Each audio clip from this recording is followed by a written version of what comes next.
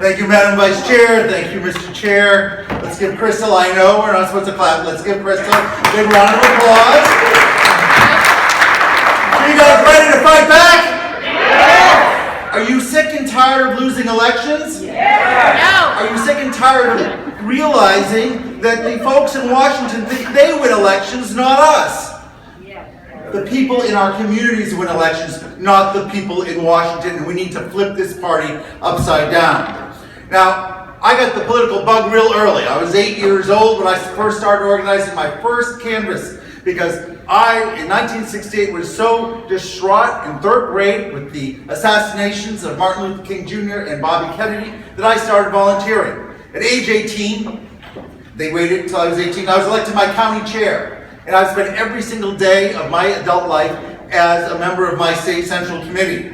I'm in my fifth term as the New Hampshire State Party Chair, longest person ever elected, and I served 4 terms as chair before that, and I was executive director. That's why I make sure you give lots of respect and love to Crystal. I served 18 years in the New Hampshire House, where I was the Democratic whip. Every single minute of that was in the Republican majority. The Republicans were in the majority. Now, for the last 8 years, I've served as president of the State Chairs Association. That means that the 57 states and territories got together, the chairs and the vice chairs, and they elected who their leaders should be. 4 times. Nobody's ever been elected 4 times. I've been elected 4 times as president of the ASDC, representing the grassroots of the party, the officers. I am the only officer of the Democratic National Committee that was not pre-selected. I'm the only one that actually had to run for office and represented your vote and your voice. Now, that's sort of my background, but my record is, when I was growing up in New Hampshire, it was a solid Republican state. People didn't even come here and campaign in the general election. It didn't matter. In the 10 years I've been chair, we've won 11 out of 13 statewide races. We've won all 3 of the presidential elections. We have 2-year terms for governor. We've elected 5 out of the last 6. The presidential, 3 out of the 4 U.S. Senate seats, and 9 out of 12 congressional seats. I know how to win. It's not about being on TV, folks. It's about getting into the communities. We need to invest into the communities, not more television ads. They take a few states, they send $100 million worth of TV ads in, and they think they're winning elections. Guess what? They're not winning elections. If you wanted to hear more about my plans, rayfordnc.com. First thing that we've got to do is we've got to address the elephant in the room, or the 800-pound gorilla, whatever you want to talk about.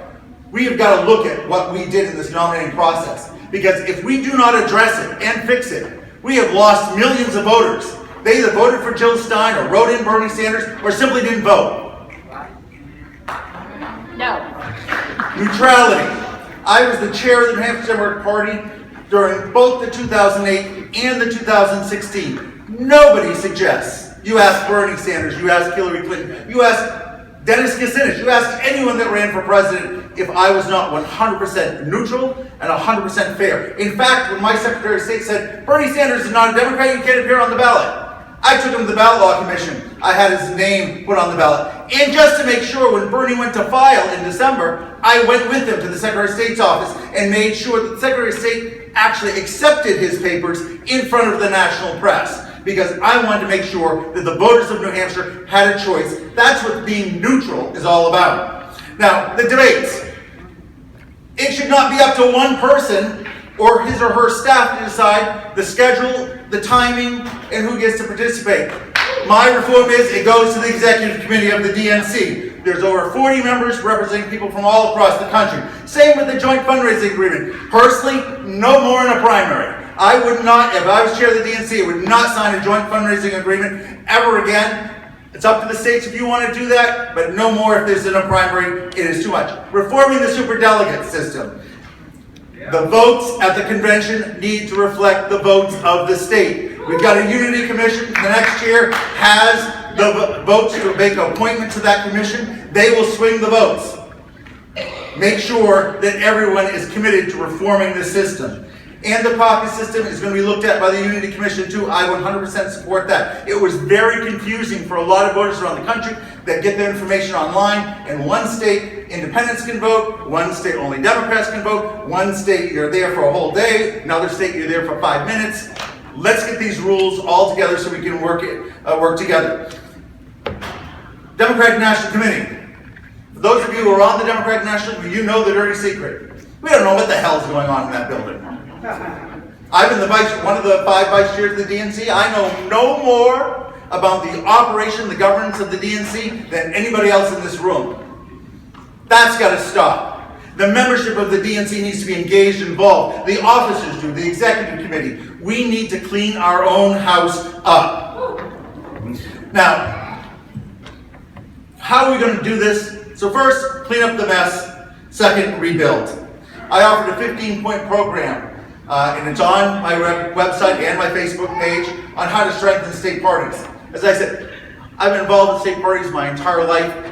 I think this 15-point program, and it is for every single state, not the battleground states, not the blue states, not the reds, it's for every state, and it adds a lot of incentives for even further growth. We need to be in every neighborhood and in every community. My proposal is that the DNC partners with the state parties and local committees, and we have a permanent Democratic headquarters in every single congressional district across the country.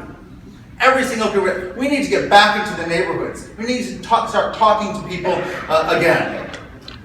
I believe that if we reach out and we actually have, this is the lesson we learned in New Hampshire. 2014, 2016 were not good years for Democrats, especially in the battleground states. New Hampshire, purple state, both times we won U.S. Senate races, both times we did better with get out the vote. How did we do that? Because of the investment that we've made in the local committees and the communities. It has a direct impact. We have a very small state physically and population-wise, so everything's all the same, but why is one community significantly higher turnout than another community? It had to do with the amount of local people talking to local people.